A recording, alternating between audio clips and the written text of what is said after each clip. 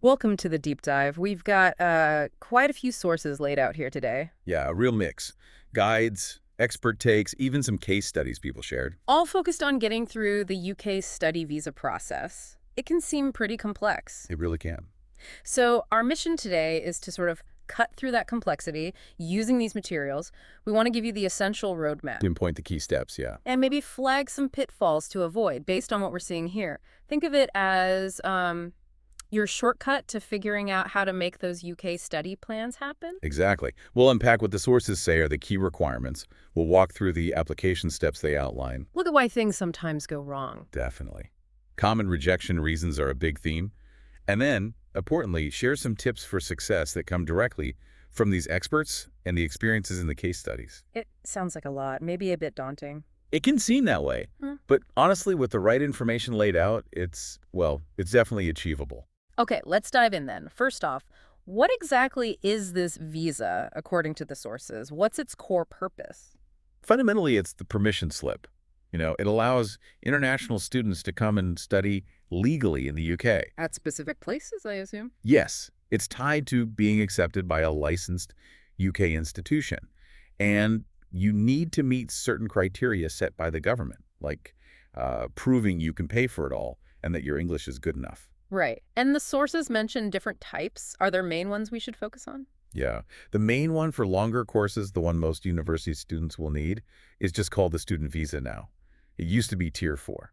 Okay, this student visa for people 16 and over doing longer courses. That's the one. And a really critical bit here, mentioned everywhere in these guides, is the CAS, PAS. Confirmation of Acceptance for Studies. You get this electronic record from your university once you've met their conditions. It's essential. Plus, you've got to prove you have the money. We'll definitely circle back to the money part. What's the other type? There's also a short-term study visa. This is for, shorter courses up to 6 months. Like a language course, maybe? Exactly, or an exchange semester. For English language courses specifically, it can sometimes go up to 11 months. But a key difference the sources highlight is you cannot work on this visa at all. Okay, that's a big distinction. So let's focus on the main student visa. What are the absolute core requirements the sources keep bringing up? Well, academically, you obviously need that acceptance letter, that offer from a UK university or college that's approved to sponsor students. The licensed sponsor. Precisely. And then you need solid proof of your English language ability. Usually that means passing an approved test, like IELTS or TOEFL, to the level the uni and the visa require. Got it. And then the financial proof, you said this was big, and the sources really emphasize it. Absolutely crucial. And frankly, where a lot of applications seem to falter, judging by the case studies like Priya's, So what do you need to show? you have to prove you have enough money set aside to cover your first year's tuition fees and your estimated living costs for typically the first 9 months. How do you prove that? Bank statements. Mostly, yes. Official bank statements are standard, or sometimes a letter confirming official financial sponsorship. But here's the detail that catches people out, and it's stressed repeatedly in these guides. Okay. The required amount of money must have been held in your account or your sponsor's account for a minimum consecutive period of 28 days. And the statement date can't be more than 31 days old when you apply. Wow, okay. Consecutive 28 days, that's very specific. Easy to mess up, I imagine. They're very easy. You can't just have the money dip below the required amount for even 1 day during that period. It invalidates it. It needs careful planning. That's a really important takeaway. What else is on the checklist? Other documents? You'll need your current valid passport, obviously. Passport size color photos meeting specific UKVI standards. And, depending on where you're applying from, you might need a tuberculosis test certificate from an approved clinic. Right, the TB test. Okay, so that's the what. What about the how? Let's walk through the actual application steps based on these sources. You've got your offer, the uni sends the CAS. What happens next? Getting that CAS number is the trigger, really. It links your application to your university sponsorship. Once you have that, the advice is unanimous. Gather all your documents meticulously. Double check everything. Triple check, Uh-huh. especially those financial documents. Make sure names match, dates are right, the amount is correct according to the rules.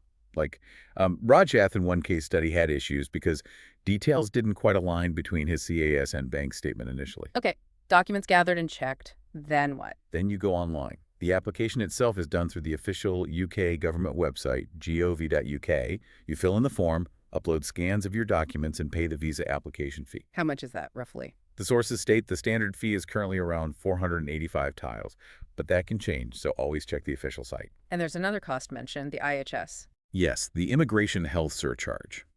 This is quite a significant cost, paid up front alongside the visa fee. It grants you access to the UK's National Health Service, the NHS, while you're studying. So you pay the fee, pay the IHS. What's after the online submission? Next is usually the biometric appointment.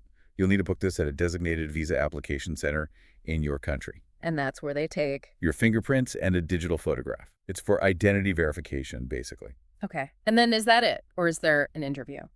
There can be. The sources mention the possibility of a credibility interview. Right. Not everyone gets called for one, but you need to be prepared. What are they checking in that interview? They want to be sure you're a genuine student. They might ask about your course, why you chose that specific university, why the UK, how you plan to fund your studies, and your intentions after you graduate. It's about assessing if you genuinely intend to study and then comply with visa rules. Preparation sounds key if you get called for that. Absolutely. How long does this whole process generally take from application to getting the visa? The standard processing time, quoted in most guides, is around 3 weeks once you've submitted everything and attended your biometric appointment. But it can vary. Oh, definitely. It depends on the country you're applying from, the time of year peak season is busier, and the complexity of your case. There are often priority services available for an extra fee if you need a faster decision. Okay, 3 week standard, but plan for longer just in case. Now, given all these steps and specifics, it makes sense that some applications get rejected. What do the sources say are the most common reasons? Yeah, the data and expert opinions point to a few recurring themes. Insufficient funds is a big one. Directly linked to that 28-day rule we talked about? Often, yes. Yeah. Or simply not showing the correct total amount, maybe miscalculating living costs, or not accounting for the full first year's fees if they weren't paid up front. It has to be exactly right. Okay, so money issues. What else? Incomplete or incorrect documentation. This sounds basic, but it trips up a surprising number of people. Missing a required document, submitting something expired, forms filled out incorrectly, or inconsistencies between documents like that Rajath example again. Simple errors with big consequences. Exactly. And the third main reason, often cited, is failing the credibility interview. So, not convincing the visa officer you're a genuine student. Right. Maybe your answers seemed vague or contradicted your application, or raised doubts about your intention to leave the UK after your studies if required. This is where those tips and case studies really come into play then. How do the recommendations directly tackle these common problems? They map quite neatly, actually. The strong advice to apply early. That gives you a buffer if there are minor issues to fix, avoiding last-minute panic. Makes sense. The relentless focus on double-checking documents, especially the financials, and making sure you meet that 28-day requirement to the letter. That directly addresses the top 2 rejection reasons. Get the paperwork perfect. Pretty much. Yeah. And the advice to thoroughly prepare for a potential interview, thinking through your reasons for studying, your funding, your future plans, that tackles the credibility issue head-on. The case study showed this helped Priya and Rajath succeed on their second tries. And seeking help. Crucial. The sources strongly recommend using the resources available. Talk to your university's international student office. They deal with this all the time. Or consider seeking advice from qualified immigration advisors, especially if your case is complex. Like Shantakumar getting help with his specific financial documentation. Exactly. Or Yash's SK navigating the CAS and TB test requirements. Getting that expert eye can spot errors you might miss. It's about minimizing risk. It really paints a picture of needing precision, doesn't it? Attention to detail seems paramount. It really is. As some of the experts quoted, like immigration lawyers emphasize, careful planning and strict adherence to the rules aren't optional. They're essential.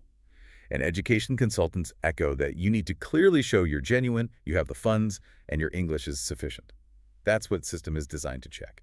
Okay, shifting slightly. Beyond just getting the visa to study, do the sources mention anything about working while you're there?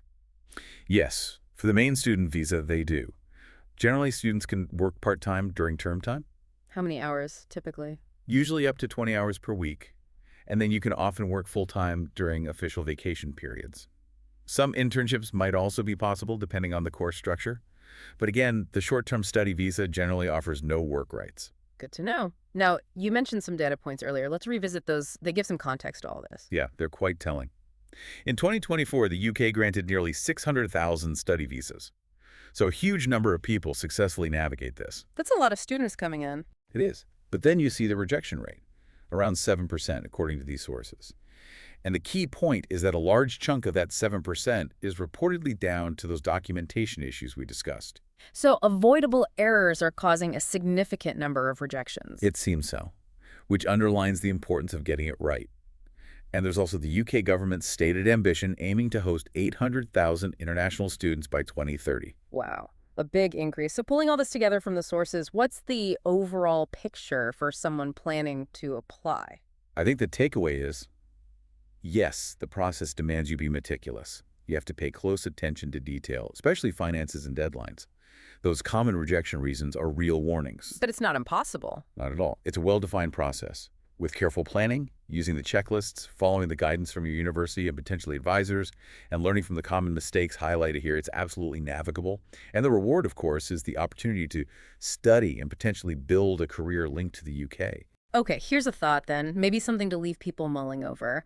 We see this ambitious government target of 800,000 students. Yeah. But we also see this persistent, roughly 7% rejection rate, often due to seemingly avoidable paperwork mistakes. So looking ahead, what potential changes might the UK visa authorities, the UKVI, consider? Will they try to streamline things to help hit that target, or could they perhaps introduce new checks or hurdles to manage the volume or ensure quality? That's a really interesting question, isn't it? The sources do hint at ongoing discussions and lobbying around things like post-study work rights. There are calls to make those potentially longer again. But whether future policy tweaks focus more on facilitation or control, that's uncertain. Something applicants will need to watch closely. Definitely. Staying updated on the official gov.uk website for any policy shifts will be absolutely vital for anyone planning to apply in the near future. Things can and do change. Well, this has been a really thorough look at the materials. Thanks for walking us through all that. Good to discuss it. Hopefully, this deep dive into the sources gives you, our listeners, a much clearer understanding of the UK study visa landscape, the requirements, the process, the potential bumps, and how to approach it effectively. Thanks for joining us.